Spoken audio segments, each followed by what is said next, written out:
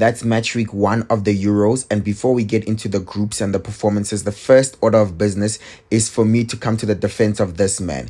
Cristiano Ronaldo is the first player to play 6 Euros. Longevity is insane, and that's something that we should appreciate. So tell me, why am I seeing such unnecessary negative hate from these outlets? I think these are completely unnecessary statistics that are being collected just to probably spread a specific propaganda to appease a specific group of people, and you know what I'm talking about. So in my opinion, for example, the offside, a striker getting caught offside a few times in non-critical positions is not too bad. It just represents his eagerness, his willingness to get into the game, to want to run in behind, to make a difference. So that's something that I feel like it's completely normal and is okay. Let's just enjoy Cristiano Ronaldo's last dance. Do you remember in 2020 when he removed a Coke bottle from a press conference and the Coke shares fell by 4 billion?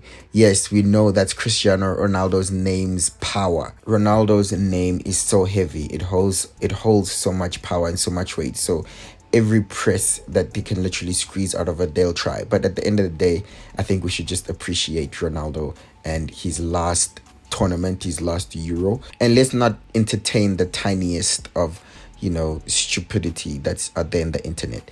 I'm not saying we can't criticize, right? We can obviously criticize Ronaldo, like he missed this big chance.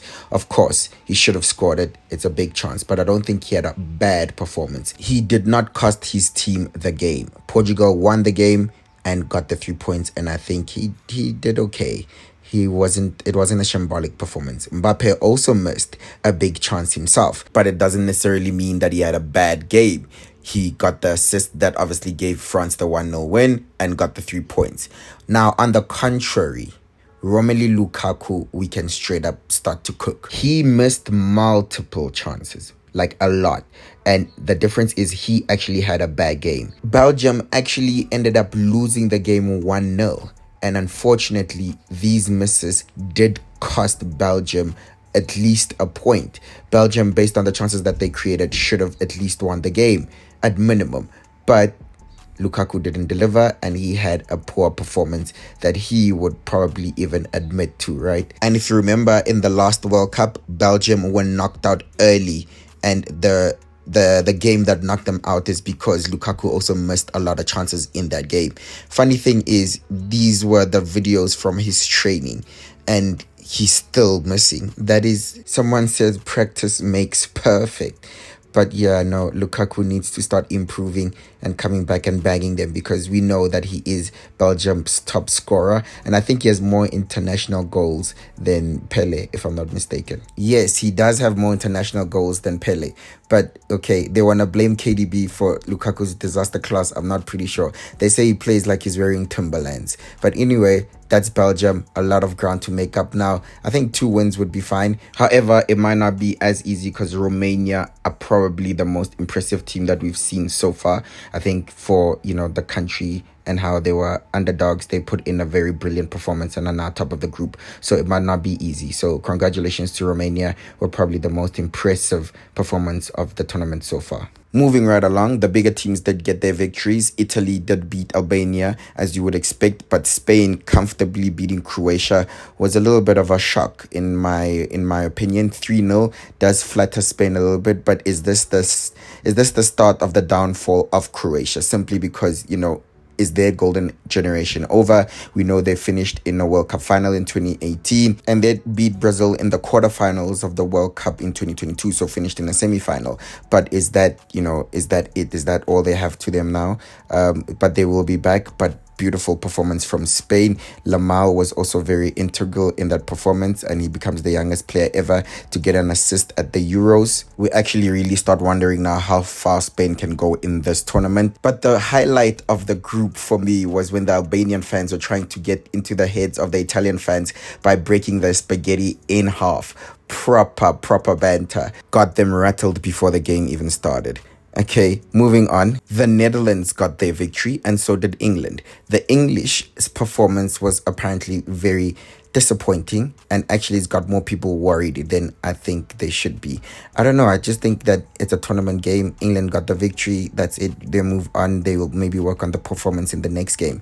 But it's as simple as that. With Jude Bellingham, we're saying that they're glazing him so much. But if he keeps coming up clutch, he's the one. His goal secures the 3 points for England, and once again he steps up for England in a major competition. If he keeps doing this, then the Ballon d'Or is his. There's nothing we can do about that. He keeps performing. However, one thing we learned is that we are not sure if we can take football advice now from KSI. I don't know if he thinks this is FIFA, but maybe you don't understand the importance of having a solid midfield three. A beautiful moment though to see is that Christian Eriksen scored, and if you remember the last Euros 4 years ago, he actually died on the field. Yes, he died for a little bit on the field. So the fact that he's been able to make this return is absolutely insane. Someone noted that Christian Eriksen died, woke up, went to Inter, won trophies, went to Man United, won trophies, all before Arteta won the Premier League and Arsenal won the Premier League or Champions League, and Harry Kane won any single major trophy. Good news, Ngolo is back, and it looks like nothing has changed. He literally bossed the midfield for France against Austria the other night, and he's still got everything covered. It's still 70% of the earth is covered by water, and the rest is covered by N'Golo Kante. Literally secured the 3 points for France.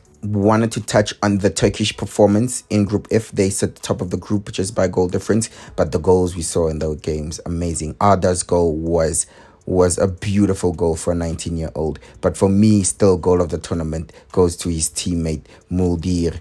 That is a fabulous strike. The technique on that, on the volley, and he just hit it straight into the top corner.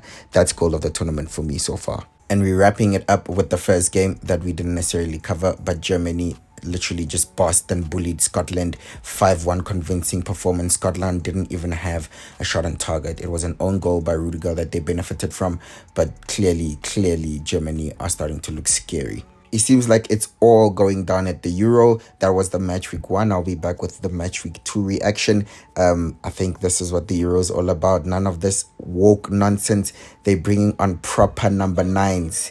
Old-fashioned number 9. None of this false 9 modern-day football nonsense. This is what the Euro is all about. By the way, how did this journalist confuse Andre Onana, who plays for Manchester United and for Cameroon, which is in Africa, with Amadou Onana, who plays for Everton and Belgium in Europe? That was very interesting to me. Apparently, it's all going down at the Euros. I'll be back after match week 2 for my reaction and review. With that being said, have a good one. I'll see you in the next one. Bye-bye.